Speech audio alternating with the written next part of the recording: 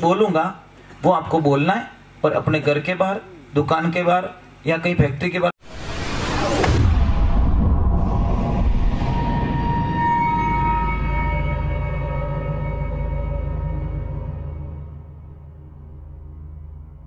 सोनू महाराज जी के भजन व प्रवचन सुनने के लिए चैनल को सब्सक्राइब करें, बेल आइकन को जरूर दबाएं, शेयर करें, कमेंट करें, लाइक तो जरूर करें। 1.25 इंच, ठीक है, अंगुली जैसी जाड़ी होनी चाहिए, इतनी होनी चाहिए, और एक 2.5-3 मीटर का रेशम का लाल धागा लेना है, ठीक है। और जैसे ये शाख है, इतना टुकड़ा, तो इतना छोड़ देना टुकड़ा उसका रेशम के धागे का, यहाँ पे बांधना है, इतना छोड़ना है, और लंबे वाला इधर रखना है, और इसको एक गांठ देके दबा दो। फिर राउंड मारो, खाली राउंड मारते मारते कितना राउंड मारना, 106 राउंड मारना है, काउंट करना पड़ेगा आपको। 106 राउंड मार दिया और एक यहाँ पे लास्ट गांठ दे दी, तो गांठ कितनी हो गई, 2 गांठ, और आटे कितने हो गए, 106, तो टोटल 108 हो गए। फिर ये दोनों धागा, जो एक तो ये बच्चा था, एक इधर से बच्चा, दोनों को सेम मात्रा में पकड़ के 3 गांठ देनी है, ठीक है। ये जब बना दो, उसके एक दिन पहले मुझे कॉल करना है। मैं मोबाइल पे कुछ बोलूंगा वो आपको बोलना है, और अपने घर के बाहर, दुकान के बाहर या कहीं फैक्ट्री के बाहर लटकाना, किसी की नजर पड़नी चाहिए ऊपर, गुप्त में नहीं, बाहर नजर पड़नी चाहिए। महाराज किसी की औकात नहीं है जो आपके धंधे को कोई प्रॉब्लम पहुंचा सके या आपकी फैमिली को कोई पहुंचा सके प्रॉब्लम, किसी की औकात नहीं है। मैं वहां से साधना कर दूंगा, पर एक दिन पहले मुझे बोलना पड़ेगा, गुरुजी कल मैं ये कर रहा हूं, ठीक है। करना दोपहर पहले, उतरते दिन नहीं करना है, ठीक है। और दूसरे नंबर, आप मेरा नंबर ले लीजिए, कोई सलाह लेनी हो तो 99% आपको वहां पे आना पड़ता है। बाई चांस 10% ही एक ऐसी गैप रहता है कि उसके अंदर अगर आप नहीं आ पा रहे हो तो मुझे टाइम मिल गया तो मैं आपको अब जवाब दे सकता हूँ। कोई भी समस्या हो, गृहस्थी जीवन की हो, धंधे के बारे में हो, या कोई सगाई सगपन की कोई भी प्रॉब्लम्स हो, आप मुझे पूछिए। घर में भी बहुत सारी प्रॉब्लमें चल रही है, अगर किसी को पढ़ाई नहीं आ रही है या जॉब नहीं लग रहा है तो पूछ सकते हो आप मुझे, ठीक है। परंतु 99%, अगर मैं फोन अटेंड नहीं कर रहा हूँ तो इसका मतलब मैं बिजी हूँ, ठीक है, नाराज मत होना। अगर फोन अटेंड कर लिया तो फिर आपका नसीब, आपसे बात कर लूंगा। तो आपको एक, आपका मरना हुआ ही नहीं कि देवी में अमर हो, कि डुप्लीकेट बातें मत करो, झूठ बोलते हो तुम अमर हो तो मैं क्यों नहीं हो सकती, कि देवी मैंने अमर कथा सुन के रखी है इसलिए मैं अमर हो गया, और तूने कभी कथा सुनी नहीं, तू बार बार जन्मती है, बार बार मर जाती है। तो बोले भोलेनाथ मेरे को सुना ही नहीं, कि मैंने बहुत कोशिश की सुनाने की पर कभी सुना ही नहीं तूने, कि अभी मोड़ो नहीं दियो, चलो मुझे भी अमर कथा सुना लो, मैं भी अमर होना चाहती हूँ, मैं मरना नहीं चाहती, कि चलो कोई बात नहीं, तैयार। अच्छा मुहूर्त देख के कथा सुना लूंगा। जब मुहूर्त आया तो भोलेनाथ ने बोला जाओ कैलाश के सब जगह आवाज लगा दो, कोई जीव जंतु कोई प्राणी यहाँ पे नहीं रहना चाहिए, क्योंकि अमर कथा में कोई नहीं यहाँ रहना नहीं चाहिए। तो मां पार्वती ने सबको जाके बोल दिया कि भाई के देखो 7 दिन लगेंगे, 7 दिन तक कोई यहाँ पे मत आना, क्योंकि भोलेनाथ मुझे अमर कथा सुना रहे हैं और बीच में कोई विघ्न बाधा नहीं चाहिए। मां पार्वती को दूसरी शर्त रखी कि देखो हुंकारो देवनो जरूरी है, अगर हुंकारो बंद तो कथा बंद। अब मां पार्वती सबको बोल के आ गई, तो एक तोती थी, सूखी तोती थी, तो जैसे ही वो उड़ी तो वो गर्भवती थी, तो अंडा नीचे गिर गया। तो मां पार्वती ने बोला तो अंडा है, ये क्या सुनेगा, अब वो तो वहीं गिरा था। अब महाराज भगवान की कृपा हुई, कथा आरंभ हुई, और मां पार्वती जी हुंकारा दे रही, महादेव अंतर ध्यान लगा के बैठे, आंखें बंद करके आसन लगा के बैठे हैं, और अमर कथा आरंभ होती है। कथा सुनते सुनते सुनते वो अंडा पकने लग गया, सेवने लग गया, और उसमें से एक सुंदर बच्चा पैदा हो गया, और इधर मां पार्वती को नींद आ जाती है।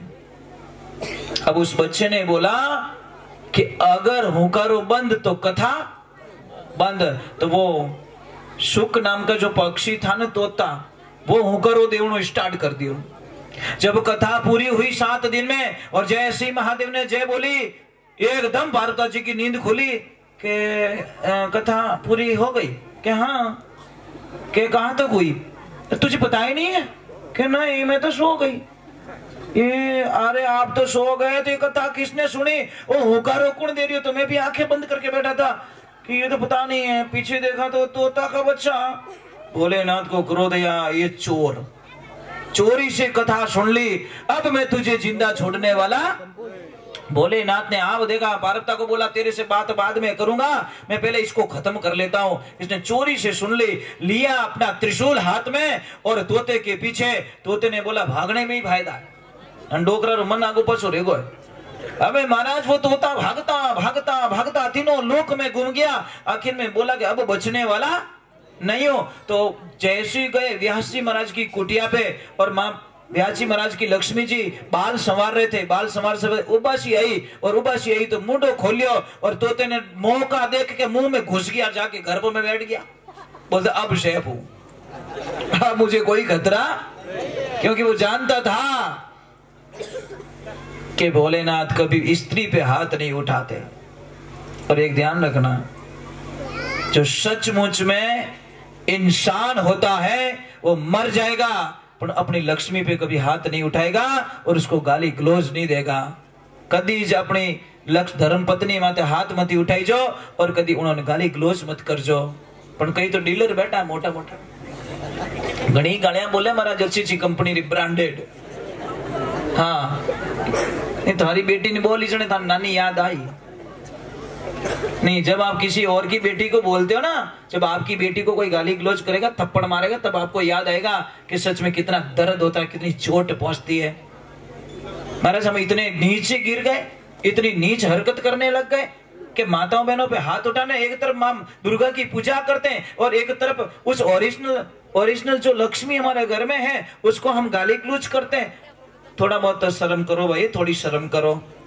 अब महाराज भोलेनाथ भी भाई खड़े रहे बेटो, कदी न कदी तो पासों निकली, कदी तो बारे आई। जितने व्यास जी महाराज आते हैं, और भोलेनाथ मैंने वर्षों तक तुम्हारा तप किया तो भी आपके दर्शन नहीं हुए, आज अहो भाग्य मेरे द्वार पे खड़े हो। भोलेनाथ बोले दुखी रियोड़ो आयो, कोई दर्शन की कोई जिज्ञासा नहीं है, मैं तो दुखी रहने हो कि कहीं योग मेरे यहाँ पे चोरी हो गई। व्यास जी महाराज हंसने लगे, ओ बाबोरी चोरी वे कहीं राकोड़ो लेगा कहीं रियो, थरगन है ही कहीं है भाई, थोड़ी धूनी मुंह को राख लेगो कहीं रियो, वानी लेगो कहीं रियो। भोलेनाथ बोले नहीं, अरे ये तुम्हारे आश्रम में एक आया है तोता, उसने मेरी अमर कथा सुन ली और उसको मारे बिना मैं जाने वाला नहीं हूं। महाराज व्यास जी महाराज बोले सच में आपको भोले बोला ना, तुम भोले ही हो। भोलेनाथ इसीलिए नहीं कहा, आपने अभी क्या बोला, इसने अमर कथा सुन ली कि हाँ, और बताइए अमर कथा सुनने वाले को क्या होता है कि वो अमर हो जाता है, वो तो मरता ही नहीं है। तो भोलेनाथ इसने अमर कथा सुन ली, अब वो मरेगा कैसे?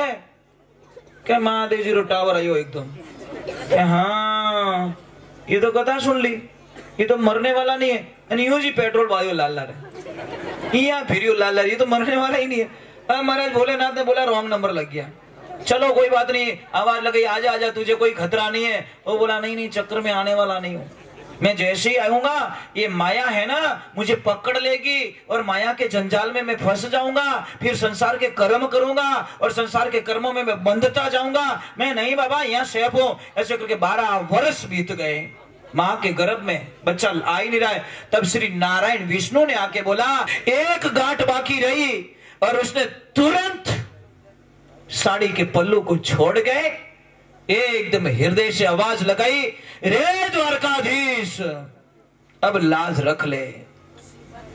साड़ी से हाथ छूट गया और भगवान की तरफ हाथ हो गया। भगवान ने तनिक देर नहीं की, तुरंत चीर बढ़ा दिया। जब एक दिन मौका था तो भगवान को बोला प्रभु आप इतने लेट क्यों आए मेरी लाज बचाने के लिए? तो भगवान ने बोला इसमें मेरी कोई गलती नहीं है, ये गलती सारी आपकी है। कि वो कैसे कि पहले खुद को बचाने की कोशिश की, मेरे को याद किया क्या कि नहीं, फिर द्रोणाचार्य को याद किया, कृपाचार्य को याद किया, सबको याद किया, मेरे को याद किया क्या कि नहीं। हाँ तो लास्ट रे मने याद करियो, और वही नाम की कर ली तो ध्यान है तने, इन वास्ते मोड़ो रही क्यों मने कहीं क्यों रे द्वारकाधीश राखी ले लाज मोरी। आपने क्या बोला? द्वारकाधीश। और आपको पता है द्वारका से दिल्ली आने में कितना, हस्तिनापुर आने में कितना टाइम लगता है? डिस्टेंस बहुत है ना, दूरी थी ना, तो मैं द्वारका से आया। अरे पगली, तूने गलत नंबर बोल दिए। अगर तू ऐसे बोल देती कि रे घट घट के निवासी, तो मैं तेरे घट से प्रकट हो जाता, क्योंकि मुझे जिस भाव से जहां से बुलाते हैं वहीं मैं प्रकट होता हूं। तूने द्वारका वाला बोला, मैं द्वारका से आया। तूने बोल दिया घट घट के निवासी, तो मैं तेरे घट के अंदर प्रकट हो जाता।